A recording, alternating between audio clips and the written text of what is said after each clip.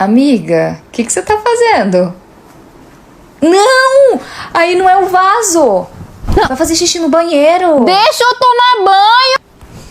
Se você acordar mais cedo, é só você iniciar as compressões que eu acordo, tá? Compressões? Como assim? É, assim, ó. E oração também? Melhor você colocar o despertador no seu celular, porque o meu descarrega muito fácil. E como que coloca despertador no celular? Você nunca colocou o despertador no seu celular? Não, quando eu preciso acordar, eu amarro um concreto em cima da minha cabeça e quando dá hora, ele cai em cima de mim. Onde você tava? Eu tava na padaria. São 3 horas da manhã. A padaria abriu agora? Não, você só tá sonâmbula. Deita e dorme. Pra eu conseguir dormir também. Aí não é a cama. O colchão tá duro.